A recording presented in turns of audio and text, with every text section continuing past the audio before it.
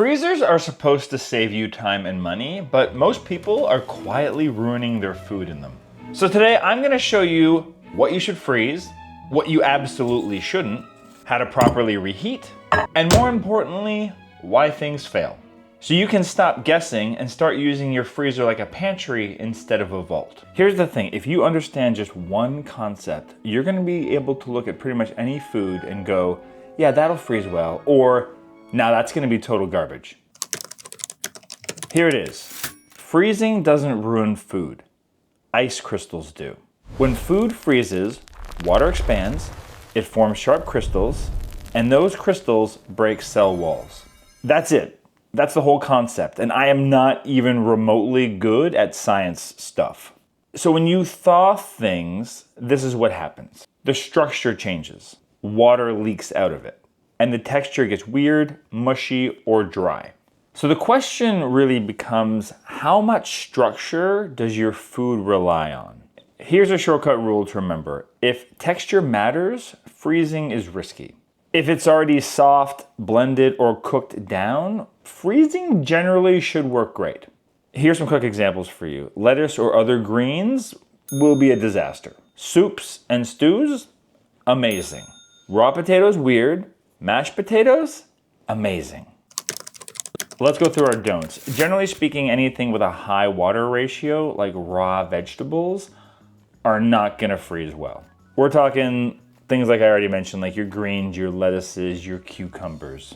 Most raw vegetables are like water balloons with cell walls instead of rubber. If you freeze them, they kind of explode a little bit because of the ice crystals, and then you get mush. Anything that requires an emulsion, so I'm talking about, sauces that separate in your fridge that need to be shooken up, those things when they freeze are not going to do well. Freezing, generally speaking, it's gonna break down that emulsion. So when you thaw it, it's gonna kind of split and look like a science experiment. Now, can you reblend that stuff? Generally speaking, yeah, but just know it's gonna be a trial by trial basis depending on the sauce. So don't not freeze your sauces. I freeze a lot of sauces. But just know that depending on what's inside of it, it might need a little bit of help to bring it back to life. Raw potatoes freeze like garbage. They just do. They go grainy and weird. Don't do it. Why? Because starch plus water plus cell damage equals gross texture. Science guy, right here. I know what you're saying. There's entire walls inside of your grocery store that are dedicated to frozen French fries and potatoes, but that's because those things are blanched or partially fried first. They're literally engineered to be frozen. And you can do the same thing at home. Just cook them a little bit first and then freeze them. And the last don't is just basically anything that you didn't cool properly. Putting hot food directly into the freezer does the following things. It creates a lot of condensation, which means it's gonna form bigger ice crystals. It's gonna ruin the texture a lot faster. But that's okay, because you can avoid all that by just letting it cool on the counter with the lid off until it gets to room temperature. Now, before I get to the do's, I just wanna remind you that we have these awesome fridge magnets in our merch store where you can organize your freezer pantry.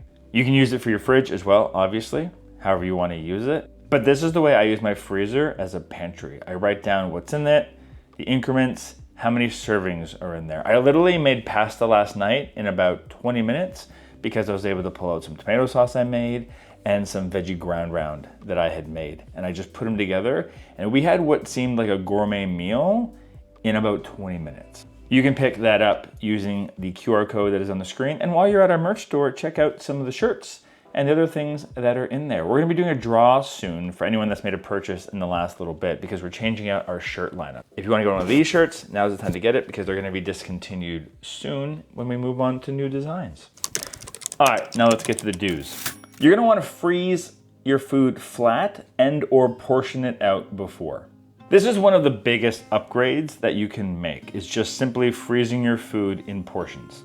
It works for various reasons. It's gonna freeze your food faster, you're gonna get smaller ice crystals, and it's just generally gonna stack better inside your freezer. Think of it more like having a filing cabinet as opposed to a junk drawer. And you can use flat Ziploc bags if you'd like. I know that's kind of the old standard, but what I really love are these freezer cubes. I like these ones from Super Cubes. I did a video showing how we use these before. I'll put a link in the description down below. I'll also put a link in the description for where to buy these. They come in different sizes too. These are like the 1 cup ones. They come in half a cup. They come in 2 cups. They come in like a 1/4 cup or an 1/8 of a cup, I believe. And maybe they're adding more sizes all the time. I don't know.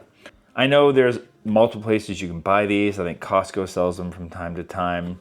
I love them. I'm mildly obsessed with them. I'm sure I will do more videos showing how we use freezer cubes in our cooking. So let me know in the comments down below if that's something that you'd like me to do. The best thing about just having portioned food inside your freezer is it's like giving a gift to future you. Future you is hungry and lazy and they just want something good to eat.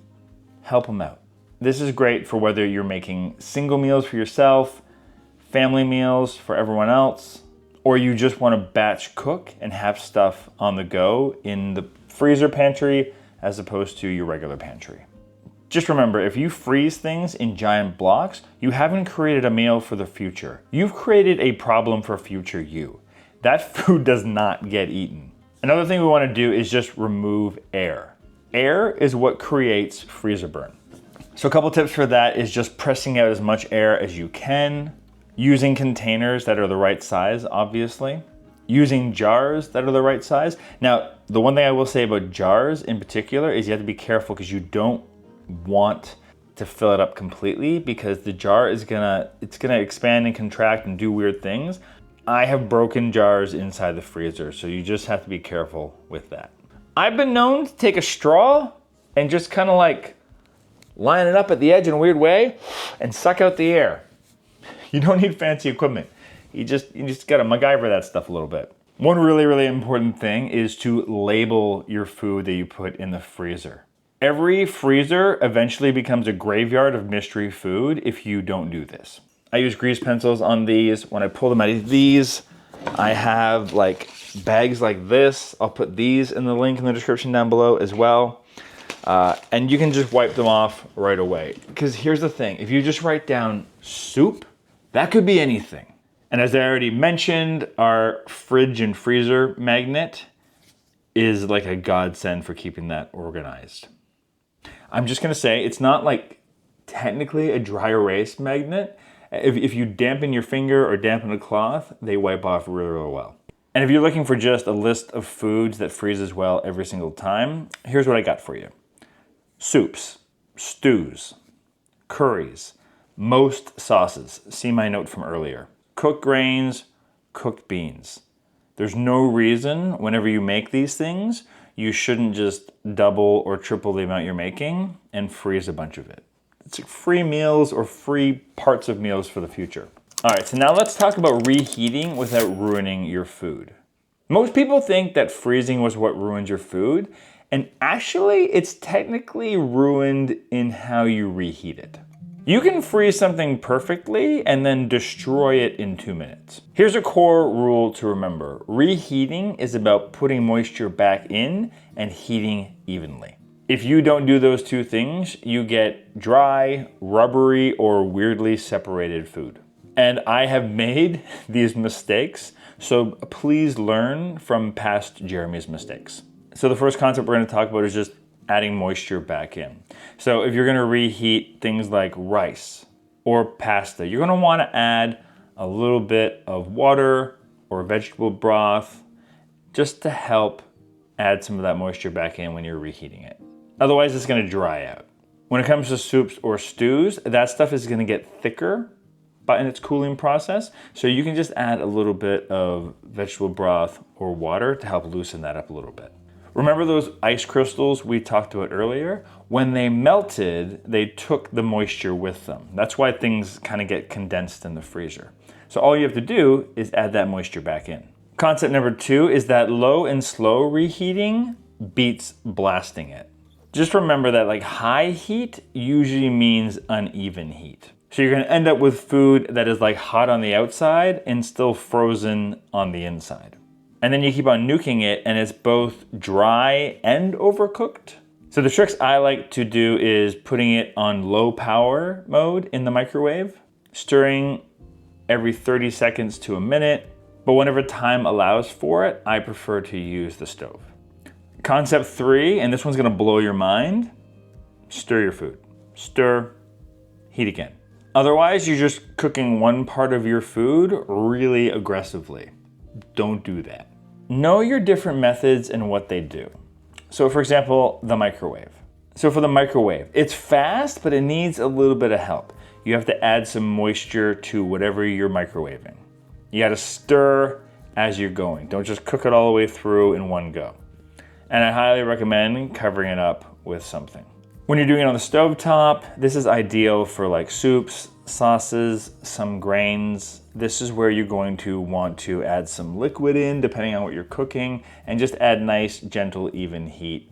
And again, stirring around. If you're reheating it in the oven or air fryer, this is where you're gonna just have to do trial by fire.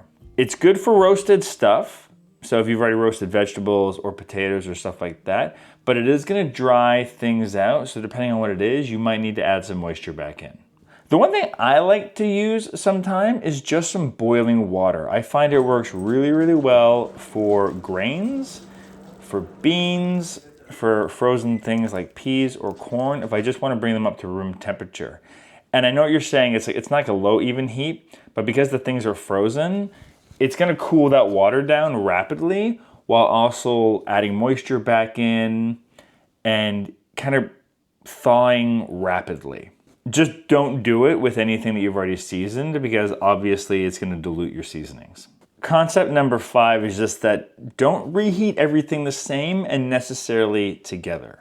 Sauce and pasta together, you're probably gonna get mush. Rice and toppings together, probably gonna be a little bit uneven. When you have components for a meal, I highly recommend reheating them individually. It's gonna make like a night and day difference.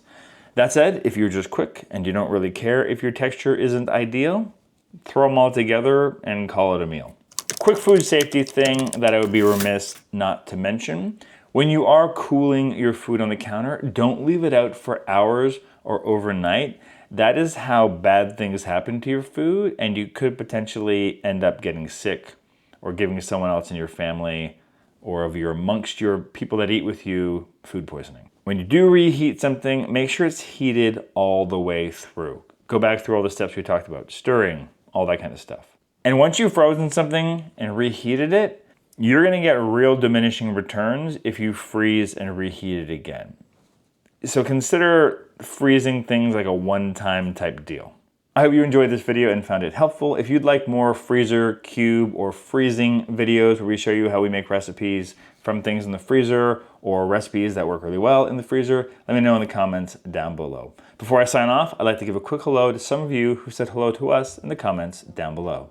Val from Ontario, Claudia from Tucson, Arizona, Marie from Quebec, Ramona from Zurich, Switzerland, Mary from Cleveland, Ohio, Selena in West Coast in British Columbia, Trini from Denmark, Karine from Naples, Joe from Columbus, Ohio, who is a fellow Weezer fan. And I'd like to say to you, pull my string as I walk away.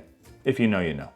Linda from Pittsburgh, PA, Sandra from Washington State, Maisie from Salt Lake City, Utah, Linda from Pittsburgh, Pennsylvania, Nikki in Illinois, and Cheryl from Michigan. If you'd like a shout out here on the channel, all you have to do is say hello to us in the comments down below. Let us know who you are, where you're watching from, and what do you like to use your freezer for when it comes to plant-based meals. And if you want to bump up on that shout out list, consider joining us over the Mighty Network for that perk, along with many others, the most important of which is just being part of a group of like-minded individuals, especially if you're starting out new on a plant-based journey. Lots of support over there. I hope you enjoyed this video. If you did, hit that like button to let YouTube know to share it with other people. Obviously, subscribe for more videos like this. Speaking of which, YouTube has this one all queued up for you to enjoy. It's what you want to watch, and this one right here is what I think you want to watch, especially if you're interested in freezer cube stuff. That's the one that I think ties to this video nicely.